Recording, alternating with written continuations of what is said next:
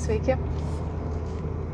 Vairuoju, turiu šiek tiek laiko, galiu pakalbėti tokia, ne pačia šviesiausia, galbūt daugeliu tema. Tai, ką žadėjau komentarė po vienu savo įrašu apie mirtį.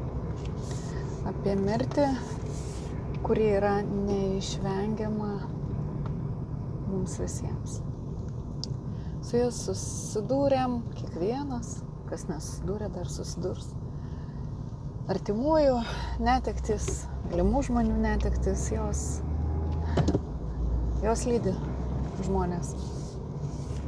Šitas pasaulis fiziniuose šituose kūnuose jisai toks yra. Kūnas ateina, gimsta, auga, bręsta ir po to miršta. Priežastys išėjimo įvairias. Ir kas yra blogiausia mūsų visuomeniai, kas mus veda į iliuziją, tai kad mirtis yra pabaiga. Mes apie tai girdim, skaitom, apie tai pasakoja patys įvairiausi kūriniai, iš mirties padaryta tragedija, nors tai yra natūralus virsmas, natūralus sielos patyrimo virsmas. Pasaulyje yra tautų, kurios švenčia, kai žmogus miršta ir liūdi, kai jisai gimsta. Absurdas tai mums atrodo. O iš tiesų, šitas gyvenimas visas, visa mūsų nuostabiai graži žemė ir kūno patyrimas, joje yra labiau iliuzija, negu kad gyvenimas sielos lygmenį. Mes esam dvasinės būtybės, ateiname į šį pasaulį patirti tam tikrus dalykus, kažką išmokti, kažką sužinoti, pajausti, spręsti savo pačių prieš atėjimą susikurtus galvosukius, o po to išeinam.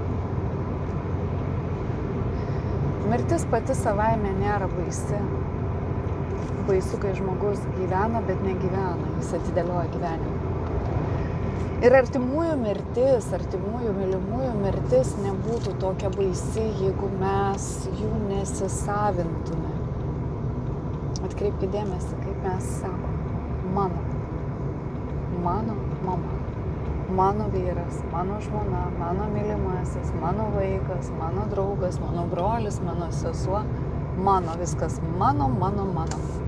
Rankytės į save. Iš tikrųjų niekas nėra mano.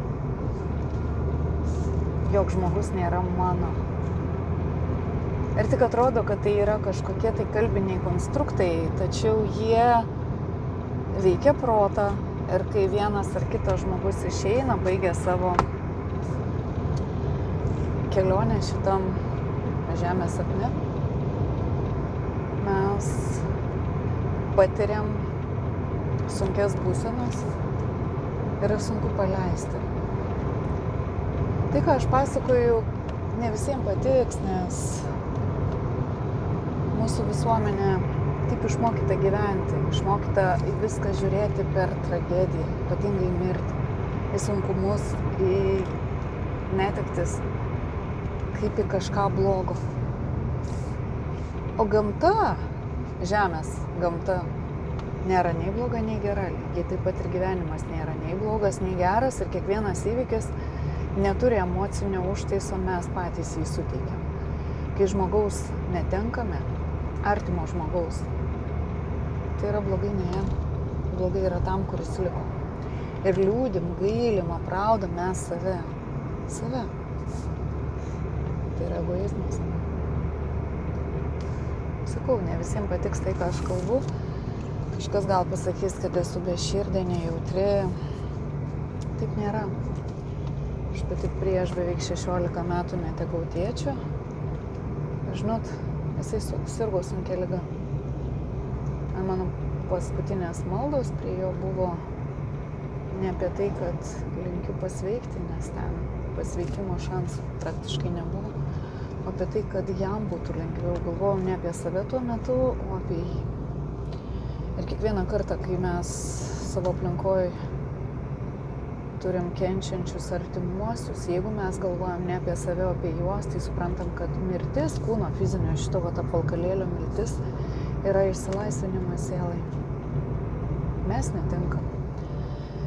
Ir skaudžiausia mirtį priimti, kai gyvenime nepasakėm, kaip labai tas žmogus mums svarbus, kaip labai mes jį mylėjom, kiek daug jis mums reiškia, kaip mes esam už jį, už jo buvimą, už jo smulkmenas arba už didelius dalykus dėkingi. Bet žinot ką, niekas nėra prarasta. Atskirtis yra tik tai šitam protį. Taip, kūnais mes esam atskirti ir dėl to atrodo, kad esu aš, esi tu, yra dar kažkas. Iš tikrųjų mes esam vienos visumos dalis.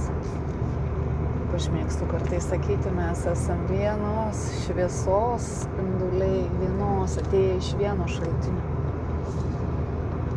Ir tai, kad žmogaus fizinių pavidalų neliko šitoj planetoje, šitoj žemėje, šitoj tikrovėj, tai nereiškia, kad jo iš viso neliko. Širdis tą jaučia. Mes visada galim bendrauti su tuo išėjusiu žmogumi, visada galim pasakyti tai, ko dar nespėjom pasakyti, o dar geriau parašyti. Aš prisimenu, kaip mano močiutė, kai pas ją nuvažiuodavau, vis prašydavo, parašyk man laiškelį.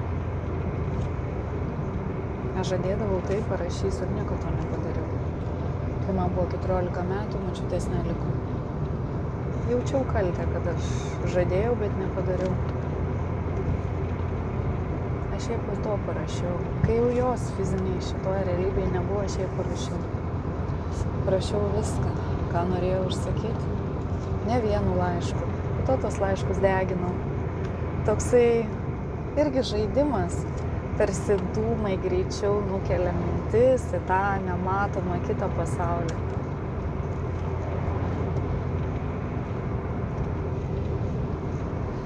Kaip ir minėjau, mirtis pati savaime nėra baisi, yra baisu negyventi, yra baisu atidėlioti tai, ką mes galim dabar pasakyti savo gyvenimo žmonėm, tiem, kurie mums brangus. Kol mes juos turim, kol jie čia yra, kol dar galim.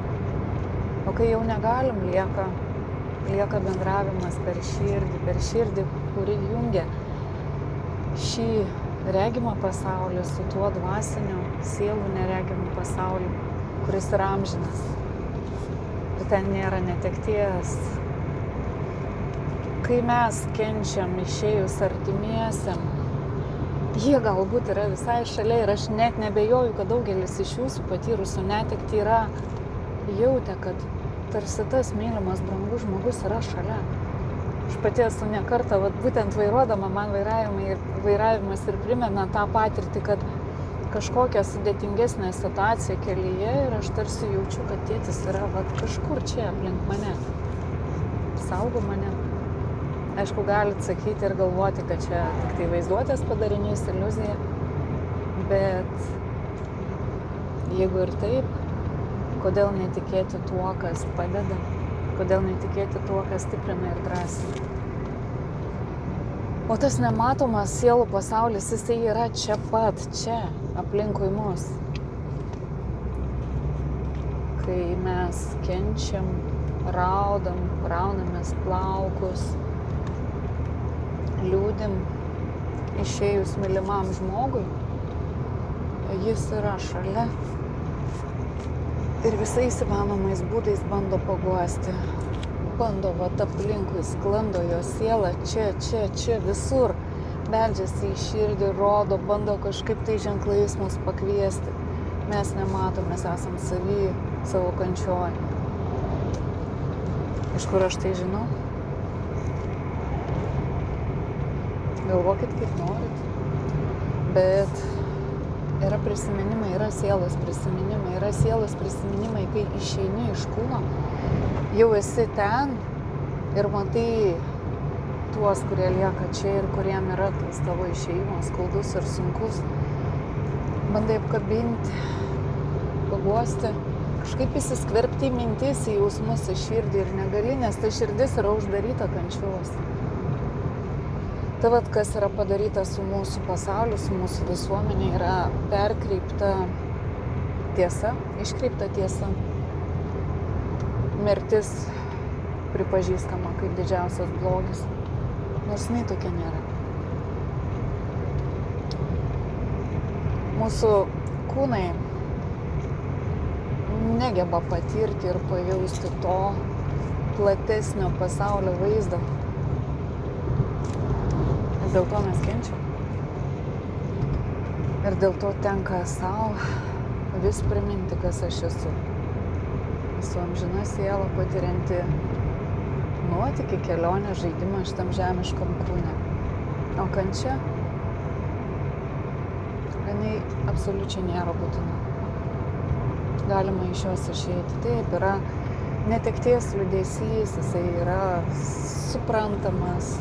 Mes kaip žmonės, kaip šitie vat kūnai, turim emocijas, jausmus, kuriuos išgyvenam. Ir tas atsitraukimo, paleidimo etapas, jisai nenutinka va taip per spragtelėjimą 1-2, ne, reikia laiko. Ir svarbu duoti savo laiko tiek, kiek reikia. Tačiau prisiminti, kad ir ką praradom, gyvenimas tęsiasi. Ir kiekvienas išėjęs artimas, mylimas žmogus mums primena gyvenk. Gyvenk taip pilnai, kaip gali čia, kur esi. Daryk geriausia, ką gali ten, kur esi. Būk geriausias, koks gali su tais, kurie yra tavo pasaulyje. Netaupyk žodžių, netaupyk švelnumo, netaupyk apkabinimų, netaupyk meilės. Tai su tuo ir baigiam. Netaupykim gyvenimą, kurį dar turim. Gyvenkim. Ir dalinkimės pačiais gražiausiais jausmais ir su tais žmonėm, kurie dar yra mūsų gyvenime ir su tais, kurie išėjo. Jie tai jaučia.